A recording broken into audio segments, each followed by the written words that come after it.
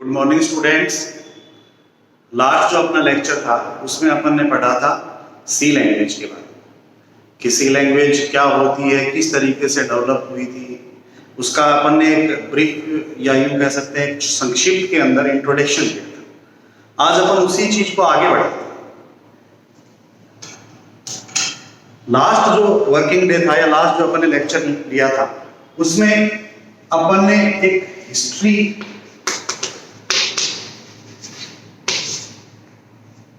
Development history, किसी भी particular language के लिए कौन सी लैंग्वेज किस तरीके से रन करती है, किस लैंग्वेज के अंदर क्या कॉन्सेप्ट रहते हैं, वो चीजें अपन ने पढ़ी थी। वो चीजें अपन ने डिस्कस की कि लैंग्वेज जो होता है उसकी डेवलपमेंट की हिस्ट्री क्या है सी लैंग्वेज पर। तो उसके लिए अपने को थोड़ा सा बैकग्राउंड में जाना पड़ेगा, पीछे की तरफ जाना पड़ेगा। जब अपन बात करते हैं अलग अलग जनरेशंस के कंप्यूटर्स की, तो उस श्रेणी में अपने को इस चीज को देखना पड़ेगा कि ये किस तरीके से डेवलप हुआ था, किन परिस्थितियों में डेवलप हुआ था। अब मैं एक बार इस चीज को अपन डायग्राम की सहायता से समझते हैं।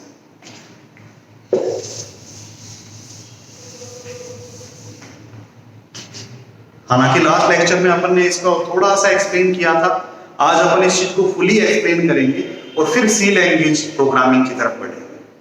इसमें क्या होता है कि सबसे पहले जब अपन बात करते हैं इनिशियली कंप्यूटर सिस्टम डेवलपमेंट की, कि कंप्यूटर सिस्टम कैसे विकसित हुआ था, उसके अंदर किस तरीके से अलग अलग हार्डवेयर सॉफ्टवेयर अटैच होते गए, तो उसमें आती है बात जनरेशन से। जनरेशंस का मतलब ये होता है कि अलग अलग टाइप के कंप्यूटर्स या अलग अलग सेगमेंट के कंप्यूटर्स को अपन एक पर्टिकुलर टाइम पीरियड के अंदर बाउंड करते हैं, उनको एक साथ बांधते हैं। सबसे पहली बात आती है फर्स्ट जनरेशन, जिसको अपन बोल सकते हैं first generation computer. First generation के जो कंप्यूटर थे या फर्स्ट जो जनरेशन थी, उसमें जो लैंग्वेज यूज की जाती थी वो होती थी मशीन लैंग्वेज। इस लैंग्वेज का यूज होता या ये वाली लैंग्वेज पर्टिकुलरली अप्लाई की जाती थी। मशीन लैंग्वेज का मतलब ये होता है कि जिसके अंदर जो प्रोसीडिंग होती है, मतलब जो वर्किंग होती है, जो प्रोसेसिंग होती है, वो हमेशा दो ही बिट के अंदर रन करती है, आइदर 0 और 1। या अपन यूं कह सकते हैं कि कंप्यूटर एक इलेक्ट्रॉनिक मशीन है। तो इलेक्ट्रॉनिक मशीन जो होती है वो इलेक्ट्रिसिटी से चलती है। यहां इलेक्ट्रिसिटी ऑफ और ऑन मींस 0 और 1, इन्हीं दो रेशियो में सर्किट एनालिसिस होता है। ये अपन बात कर रहे हैं फर्स्ट जनरेशन के कंप्यूटर्स की। फर्स्ट जनरेशन का मतलब अपन ले सकते हैं अपना 1940s, 1942 से लेकर 1952 तक, मतलब 1940s के स्टार्टिंग से लेकर 1950s के स्टार्टिंग तक। तब अपने कंप्यूटर इतने पॉपुलर नहीं थे, इतने ज्यादा एडवांस नहीं थे। उस टाइम के कंप्यूटर्स बहुत बड़े बड़े होते थे और जाहिर सी बात है कि उसके अंदर हार्डवेयर का इन्वॉल्वमेंट ज्यादा था और सॉफ्टवेयर का रेशियो बहुत कम था। मतलब प्रोग्रामिंग लैंग्वेज इन सब का यूज बहुत लिमिटेड था। इस वजह से उसके बाद आती है सेकंड जनरेशन। सेकंड जनरेशन का मतलब होता है जब अपन 1954 या 52 से शुरू होकर 1964 या 65 तक जाते हैं। उस एज के अंदर जो सेकंड जनरेशन के कंप्यूटर थे, उनमें मशीन लैंग्वेज से जो डेवलप होके बनी उसको अपन बोलते हैं असेंबली लैंग्वेज।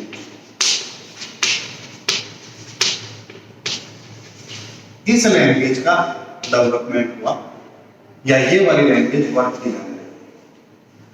देखिए दोनों में एक ही फर्क था, मशीन लैंग्वेज में और असेंबली लैंग्वेज के अंदर। वो फर्क था असेंबल होने के तरीके। नाम से स्पष्ट है, ये भी वर्क करती थी 0-1 बिट, 0-1 बिट सेगमेंट का यूज करती थी मशीन लैंग्वेज की तरह। लेकिन इसमें एक अमेंडमेंट था, एक चीज एडवांस थी कि इसमें असेंबल होना शुरू हो गया, बिट पैटर्न असेंबल होना शुरू हो गया। बिट पैटर्न असेंबल होने का मतलब अपन किस चीज से समझते हैं कि एक साथ 2 बिट अटैच होनी शुरू हो गई। जैसे 0-0 ये एक यूनिट बन गया। यहां तो एक यूनिट होता था, ये एक यूनिट, ये दूसरी यूनिट। यहां ये एक यूनिट हो गया, या ये एक यूनिट हो गया, या ये एक यूनिट हो गया, या ये एक यूनिट हो गया।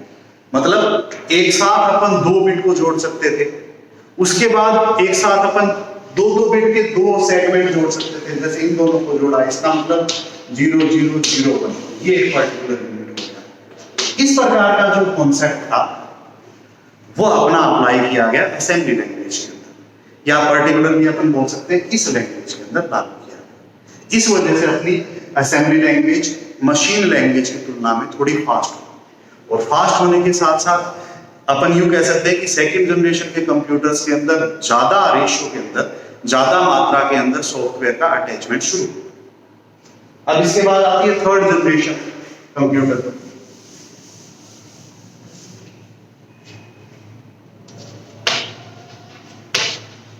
थर्ड जनरेशन, इसको रिवॉल्यूशनरी पीरियड माना जाता है। कंप्यूटर की भाषा में अपन यूं कह सकते हैं कि इस जनरेशन के अंदर जो कंप्यूटर सिस्टम डेवलप हुए थे वो एक माइलस्टोन की तरह ट्रीट हुए। आगे उनका बहुत ज्यादा यूज हुआ, या आगे वो अपने को इस प्रकार से वर्क में लिए गए कि आज अपन जिस स्टेज पर खड़े हैं उस स्टेज में इसका योगदान बहुत ज्यादा था, बहुत ज्यादा हद तक इसके अंदर वर्किंग होती थी। थर्ड जनरेशन के अंदर क्या होता है, जो लैंग्वेज है इसमें बहुत ज्यादा ड्रामेटिकल चेंज होते हैं। ये जो लैंग्वेज आई इसको अपन बोलते हैं हाई लेवल लैंग्वेज।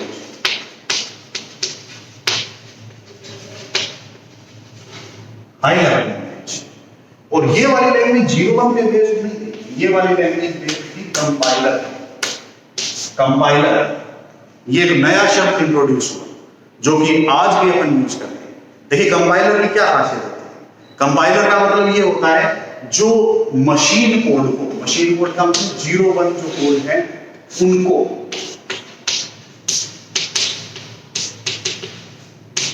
इन कोड को कन्वर्ट कर देता है किसके अंदर, ह्यूमन लैंग्वेज के अंदर। ये वाले कोड कौन से कहलाते हैं अपने, मशीन कोड 01 फॉर्म, और ह्यूमन रीडेबल लैंग्वेज जैसे इंग्लिश होती है ये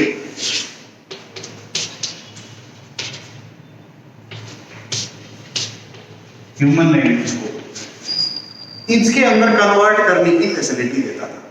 इस प्रकार का जो सिनेरियो होता था वो डिवाइस, या अपन यूं कह सकते हैं वो एक पर्टिकुलर सॉफ्टवेयर जो 01 यानी कि मशीन कोड को AB यानी कि ह्यूमन लैंग्वेज कोड के अंदर कन्वर्ट कर सकता था, और उसका उल्टा जो ह्यूमन लैंग्वेज कोड है उनको वापस किसके अंदर कन्वर्ट कर सकता था, मशीन लैंग्वेज कोड के अंदर कन्वर्ट कर सकता था।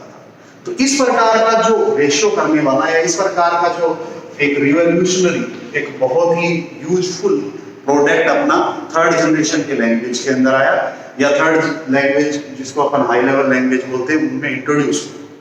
इसका फायदा ये हुआ कि अब जो 01 कॉन्सेप्ट था वो अपना, यानी कि हार्डवेयर जो था वो अपना धीरे धीरे कंप्यूटर सिस्टम से दूर होने लग गया। धीरे धीरे उनकी प्रोसीडिंग कम होने शुरू हो गई। कंप्यूटर सिस्टम में दो पार्ट्स होते हैं, एक होता है हार्डवेयर और दूसरा होता है सॉफ्टवेयर। आज अपन बात करते हैं तो हार्डवेयर बहुत छोटा आ गया। हार्डवेयर को अपन कैसे मेजर कर सकते हैं, सपोज कीजिए कि बहुत पुराने कंप्यूटर सिस्टम, उनमें क्या होता था, वो जितने कंप्यूटर सिस्टम होते थे वो सारे के सारे कंप्यूटर सिस्टम बहुत बड़े बड़े होते थे। और आजकल अपन बात करते हैं मोबाइल से, बहुत छोटे कंप्यूटर सिस्टम की, मतलब जो एक रूम का हार्डवेयर होता था वो आज पाम टॉप हो गया, मतलब एक हथेली पकड़ा पर आ गया। और सॉफ्टवेयर का रेशो उतनी मात्रा में बढ़ता जा रहा है, सॉफ्टवेयर जो है वो उसी रेशो के अंदर इंक्रीज होता जा रहा है, उसी रेशो के अंदर बढ़ता जा रहा है। अब देखिए हार्डवेयर सॉफ्टवेयर के अंदर जो थर्ड जनरेशन कंप्यूटर थी वो कंपाइलर पर बेस्ड थी, और ह्यूमन रीडेबल लैंग्वेज के अंदर कोड इसके अंदर लिखे जाते थे या एक्सेस किए जाते थे। अब इसके बाद बारी आती है फोर्थ जनरेशन, जहां अपना एक्चुअल टॉपिक स्टार्ट होता है।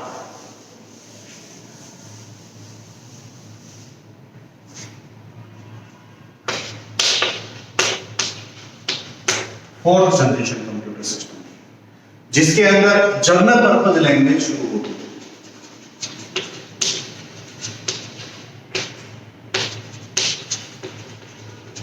ये लैंग्वेज शुरू हुई, या इन लैंग्वेज का डेवलपमेंट शुरू हुआ। ये वाली जो लैंग्वेज थी ये भी किसके ऊपर बेस्ड थी, कंपाइलर पर, जैसे अपनी हाई लेवल लैंग्वेज। लेकिन इनका जो कंपाइलर था उसको अपन ये बोल सकते हैं कि वो एक तरीके से जनरल पर्पस, हाई लेवल जो था उसका स्पेसिफिक पर्पस था। इन दोनों में बहुत अंतर है। स्पेसिफिक पर्पज का मतलब क्या होता है कि वो काम, या यूं कह सकते हैं अपन कि वो पर्टिकुलर थीम जो किसी विशेष वर्क के लिए यूज की जाए, किसी विशेष काम के लिए यूज की जाए, या किसी विशेष श्रेणी के लिए यूज की जाए। जैसे इसके अंदर जो लैंग्वेज बनती थी, अपन एक सिंपली एग्जांपल लेके देखते हैं। जैसे इसमें एक लैंग्वेज थी डीबेस, डेटाबेस के नाम से। वो पर्टिकुलरली डेटाबेस को बहुत अच्छे से रन करती थी, उसकी प्रोसेसिंग बहुत अच्छे से करती थी, लेकिन उसका डिसएडवांटेज ये था कि डेटाबेस के अलावा जितने भी कॉन्सेप्ट हैं उनको अच्छे से रन नहीं कर पाते थे, उनको उतने अच्छे से वर्क नहीं कर पाते थे। तो इस वजह से क्या हुआ कि वहां पर एक लिमिटेशंस क्रिएट होनी शुरू हो गई। लिमिटेशंस का मतलब होता है कि अपने पास एक हद शुरू हो गई, एक लिमिट आ गई कि अपन इससे आगे नहीं बढ़ सकते। तो इससे आगे बढ़ने के लिए किसकी आवश्यकता पड़ेगी?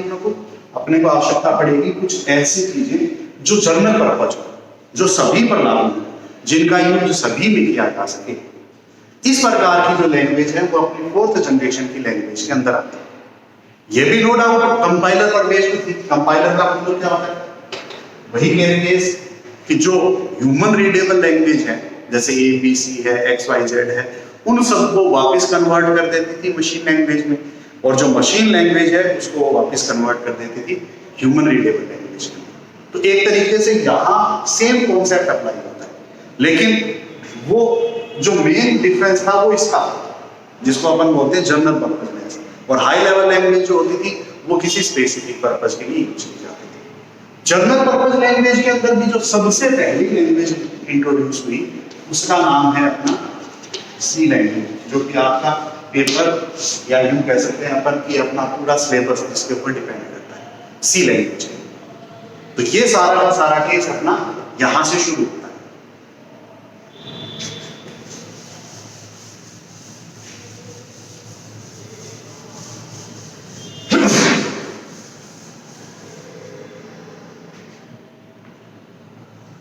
कोई भी लैंग्वेज पढ़ते हैं तो इसका बेसिक जो प्रोस्पेक्टिव होता है वो होता है प्रोग्रामिंग। अपना मूल जो उद्देश्य होता है वो होता है प्रोग्राम क्रिएट करना, कि किस तरीके से अपन प्रोग्राम बनाते हैं। अब ये जो प्रोग्राम है इनको अपन 2 पार्ट्स में तोड़ते हैं, या a program is a composition of basically 2 parts. First जिसको अपन बोलते हैं लॉजिक, और दूसरा जो पार्ट है जिसको अपन बोलते हैं कोडिंग। ये 2 भाग होते हैं। जो अपन ने फर्स्ट यूनिट पढ़ी है उसमें टोटली ये था कि लॉजिक कैसे क्रिएट करते हैं। ये सारा का सारा अपन पढ़ चुके हैं फर्स्ट यूनिट के अंदर एनालिसिस टेक्निक्स के द्वारा, जिसमें एल्गोरिथम था, फ्लो चार्ट था, डिसीजन टेबल था, सूडो कोड्स थे, कंपैरेटिव स्टडी थी, वो सारी चीजें अपन पढ़ चुके हैं। अब अपन इससे आगे बढ़ते हैं इस पार्ट की तरफ, कोडिंग की तरफ। एक मैंने एग्जांपल लेके बताया था, वो बहुत बेसिक एग्जांपल है, बहुत कॉमन एग्जांपल है किसी भी प्रोग्रामिंग को समझने के लिए, कि सपोज कीजिए कि आपको कोई भी मॉडल क्रिएट करना है। जैसे सपोज कीजिए कि आपको कोई बिल्डिंग बनानी है, भवन बनाना है, कोई भी किसी भी चीज के लिए, हॉस्पिटल, कॉलेज, किसी के लिए भी। तो सबसे पहला काम अपन क्या करते हैं? जो भी मेरे को बिल्डिंग बनाना है मैं उसका एक आर्किटेक्चर बनाता हूं, ढांचा बनाता हूं, मॉडल बनाता हूं। अपन आजकल की भाषा में बोल देते हैं कि ब्लूप्रिंट अपन बनाते हैं, जिसके अंदर सारी चीजें डिफाइन होती हैं, सब चीजें परिभाषित होती हैं कि ये अपना गेस्ट रूम रहेगा, ये अपना किचन रहेगा, किसी के अंदर भी, या कुछ भी है, जो भी सपोज अपने को घर बनाना है तो इसमें इतने बेडरूम होंगे, ये यहाँ टॉयलेट रहेगा। इन सब का अपन एक रफ आर्किटेक्चर बनाते हैं, जो कि अपना कोई ना कोई पेज के ऊपर किसी डायग्राम के रूप में या लिखित रूप में कैसे भी शो हो सकता है।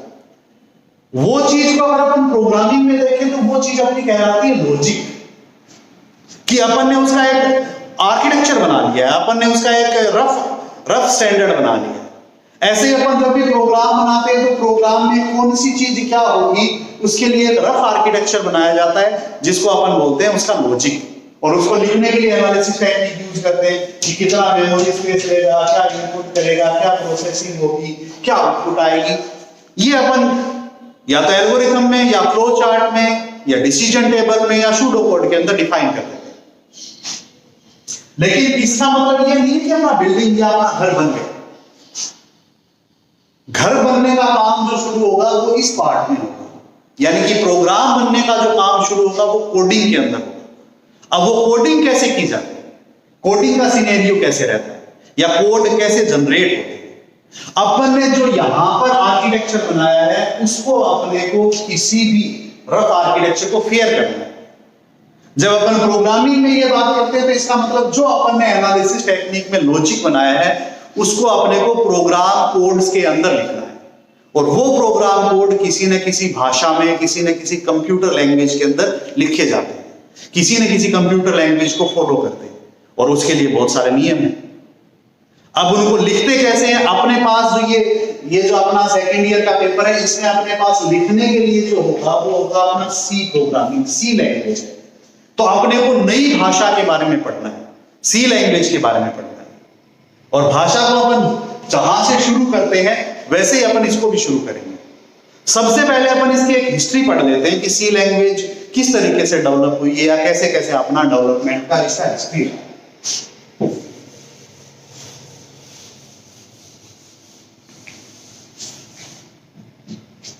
अपने को सी लैंग्वेज की हिस्ट्री के बारे में पढ़ना है। सी लैंग्वेज का जो डेवलपमेंट हुआ उसकी हिस्ट्री, कि इसका डेवलपमेंट कैसे हुआ या किस तरीके से उसको विकसित किया गया। सी लैंग्वेज को डेवलप करने का जो शुरुआत है ये अपन, या डेवलपमेंट जहां हुआ है वो है AT&T bell lab, California, USA।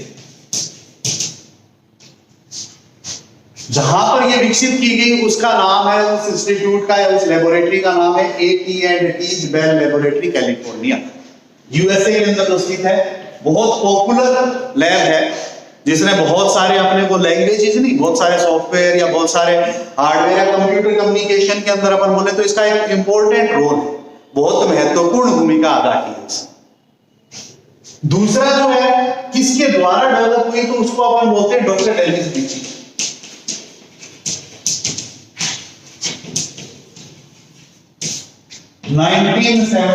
में बहुत कॉमन एग्जांपल है, या बहुत कॉमनली ये क्वेश्चन पूछा जाता है।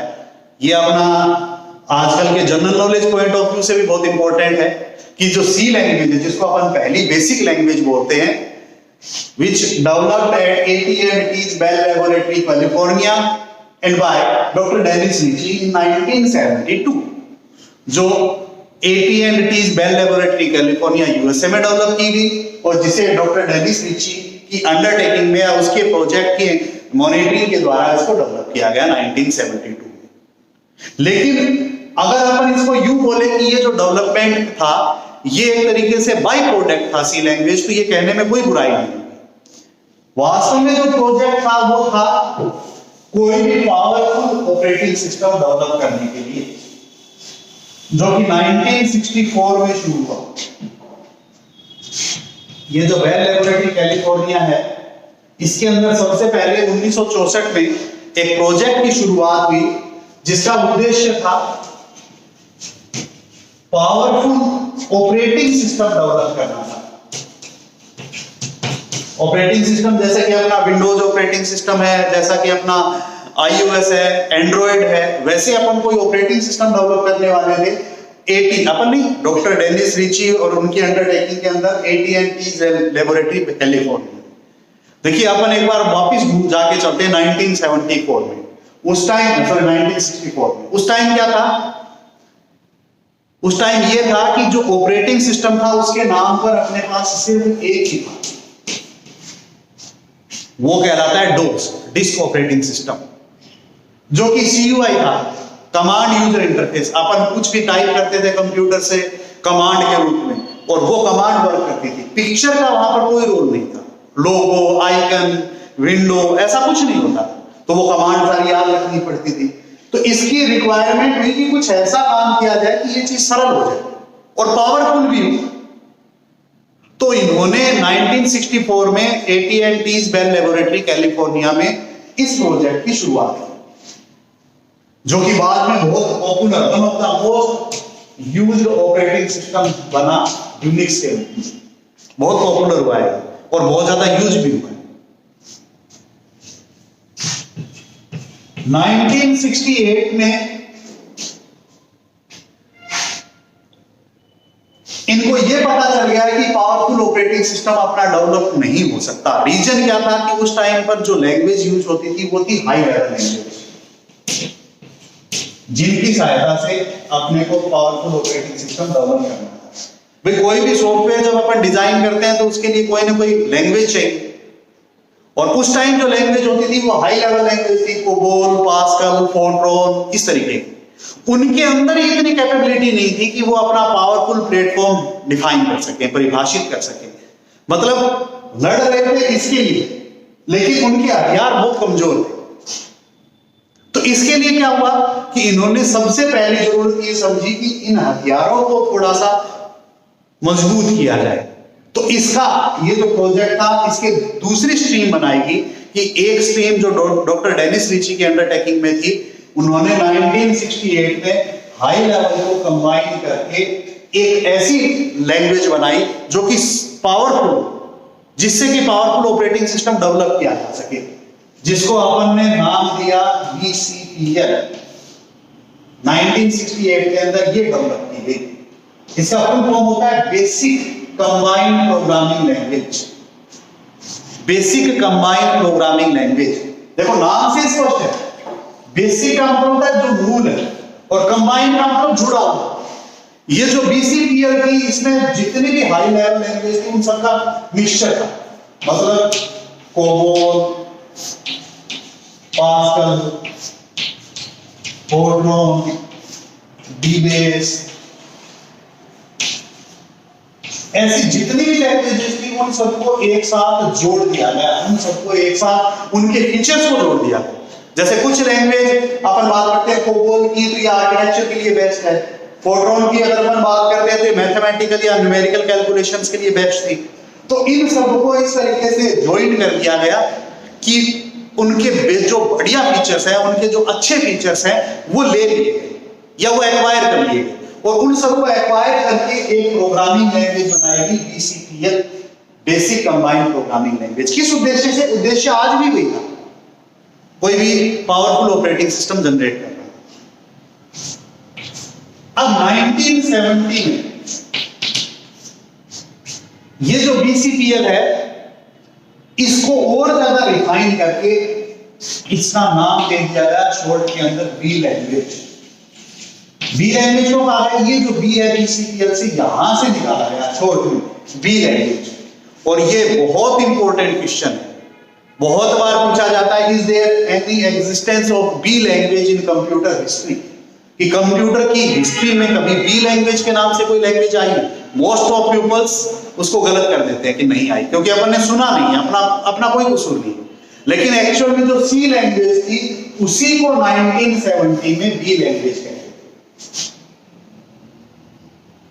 उसके बाद 1972 में ये लॉन्च की गई, या 1972 में इसका डेवलपमेंट पूरा हो गया डॉक्टर डेनिस रिची के द्वारा, और इसका नाम बदल कर दिया गया C लैंग्वेज, कंबाइंड लैंग्वेज के रूप में। और ये पहली ऐसी लैंग्वेज थी जो जनरल पर्पस थी, जो सभी काम में परफेक्ट थी, जिसमें सभी चीजों के अच्छे अच्छे फीचर्स थे, जिनको कंबाइन करके बनाया गया। तो ये इसकी बेसिक हिस्ट्री। और इसके बाद जो है C लैंग्वेज से ही अपना पावरफुल ऑपरेटिंग सिस्टम जनरेट हुआ, जिसका नाम है यूनिक्स। तो अपन इसकी हिस्ट्री को यदि गौर से समझें तो इसमें यह कहना कतई बुरा नहीं होगा कि ये एक तरीके से बाय प्रोडक्ट था। काम अपन ने कुछ और शुरू किया था, बन कुछ और गया, जो कि बहुत पॉपुलर हुआ। That is most used language in computer language history, C language.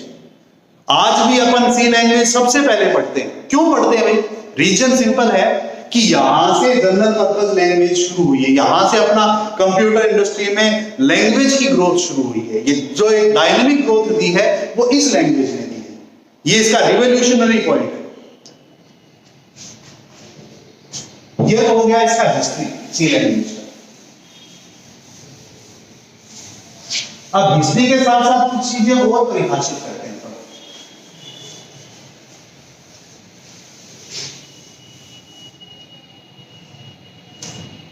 वो चीजें क्या है कि ये जो अपना सी लैंग्वेज है ये किस तरीके से, लैंग्वेज क्या है, किस तरीके से बनी, क्या क्या इसमें फीचर्स हैं, कैसे अपन उसको परिभाषित करते हैं, रोल क्या है इसका, ये सारा अपन इस यूनिट में पढ़ने वाले हैं, बेसिक से शुरू करने वाले हैं। नाम से स्पष्ट है सी लैंग्वेज। लैंग्वेज का मतलब होता है भाषा। जैसे दूसरी भाषाएं होती है वैसे सेम ये भी एक भाषा है। दूसरी भाषाएं कम्युनिकेशन के लिए यूज होती है, दो पर्सन्स के बीच में, या अपन यूं बोले कि मल्टीपल पर्सन्स के बीच में यूज की जाती है, जो कि एक आदमी दूसरे आदमी को अपने विचार या अपने कोई भी उसकी भावनाएं हैं वो बताने के लिए करता है। सी लैंग्वेज किसके लिए होगी? ये भी कम्युनिकेट करती है, किसके बीच में करती है?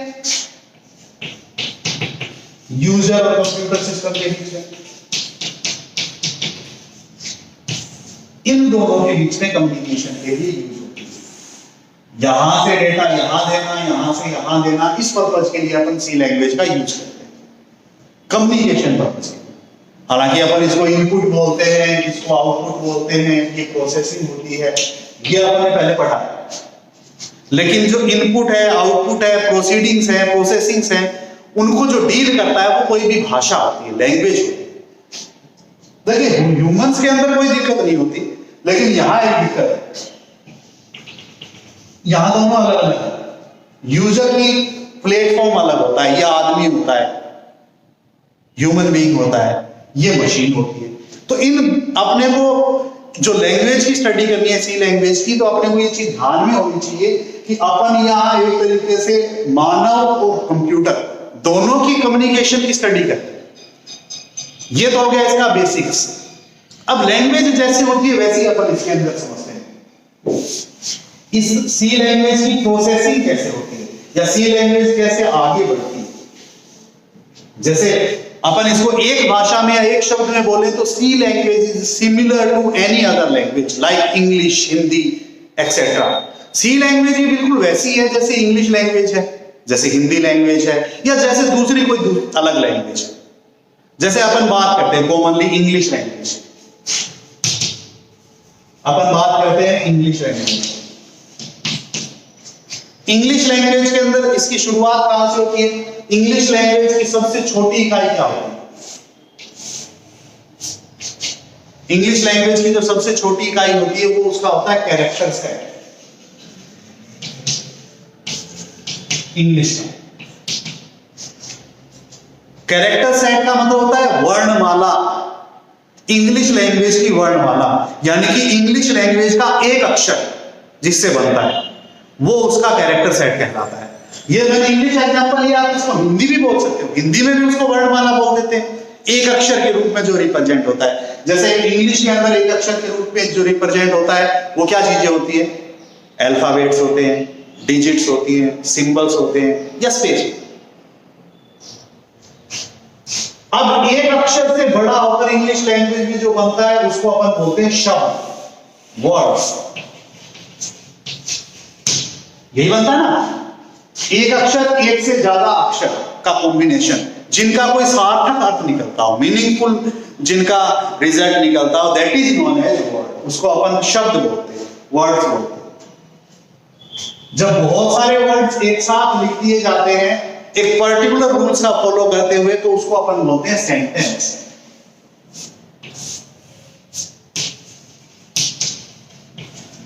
और जब बहुत सारे सेंटेंस एक साथ मिक्स हो जाते हैं तो वो पैराग्राफ, स्टोरी, ऐसे इस तरीके से कहते हैं। पैराग्राफ भी बोल सकते हैं उसको, स्टोरी भी बोल सकते हैं अपन उसको, ऐसे भी बोल सकते हैं, डॉक्यूमेंट भी बोल सकते हैं, कुछ भी बोल सकते हैं। तो यहां ये 4 स्ट्रीम के अंदर प्रोसीड होती है इंग्लिश लैंग्वेज।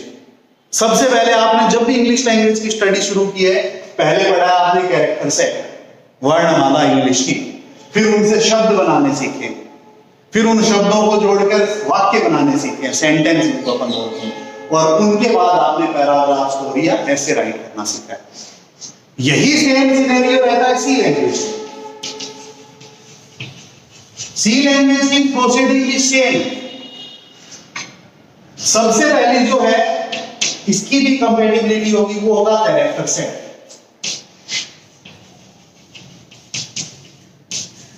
ये कैरेक्टर सेट कहलाएगा सी लैंग्वेज का कैरेक्टर सेट, ये जैसे इंग्लिश का है। लेकिन दोनों के बिल्कुल सेम होते हैं। सी लैंग्वेज में भी वही चीज यूज की जाती है जो इंग्लिश लैंग्वेज के कैरेक्टर सेट में यूज होती है।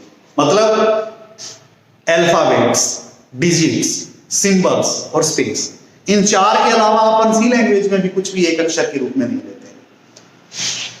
इनसे जो मिलकर बनता है उसको अपन बोलते हैं टोकन्स। देखिए नाम में फर्क हो सकता है, ये बिल्कुल आइडेंटिकल है इसके, ऐसे ये बिल्कुल आइडेंटिकल है इसके। जिन चीजों को अपन इंग्लिश के अंदर शब्द बोलते हैं या जो परिभाषा शब्द की होती है वही सी लैंग्वेज में टोकन्स की होती है। जो कैरेक्टर सेट का कॉम्बिनेशन होता है जिसका कोई निश्चित अर्थ निकलता है वो टोकन्स कहलाते हैं सी लैंग्वेज में। इन्हीं को अपन इंग्लिश में वर्ड्स बोल देते हैं। टोकन्स से जो बनता है उसको अपन बोलते हैं स्टेटमेंट। देखिए थोड़ा सा फर्क, यहां अपन बोलते हैं सेंटेंस, यहां अपन बोल देते हैं स्टेटमेंट्स, लेकिन चीज वही है। सेंटेंस का मतलब वाक्य होता है जिसमें मल्टीपल वर्ड्स होते हैं जो एक रूल्स को फॉलो करते हैं। इसके अंदर भी टोकन्स होते हैं स्टेटमेंट्स में मल्टीपल, जो रूल्स को फॉलो करते हैं, जिनका भी कोई एक पर्टिकुलर लाइन कंप्लीट होती है। जैसे इसमें लाइन कंप्लीट होने पर सेंटेंस में इंग्लिश में फुल स्टॉप लगता है, इसके अंदर सेमीकोलन्स लगते हैं। तो बिल्कुल आइडेंटिकल है। अब जैसे बहुत सारी स्टेटमेंट जो मिलकर बनाती है उनको अपन यहां बोलते हैं प्रोग्राम। जैसे अपन इंग्लिश के अंदर बोलते थे ना पैराग्राफ, स्टोरी या ऐसे, उसी चीज को अपन सी लैंग्वेज में क्या बोलेंगे? प्रोग्राम बोलेंगे कि ये प्रोग्राम। तो इसी प्रकार से इसकी प्रोसीडिंग होगी। सबसे पहले अपन कैरेक्टर सेट के बारे में यहां से शुरू करेंगे सी लैंग्वेज, फिर अपन टोकन्स सीखेंगे कैसे बनाए जाते हैं, फिर अपन स्टेटमेंट सीखेंगे और लास्ट अपन प्रोग्राम करेंगे। ये सी लैंग्वेज की अपनी प्रोसेसिंग है जिसको अपन नेक्स्ट लेक्चर से शुरू करेंगे। Thank you.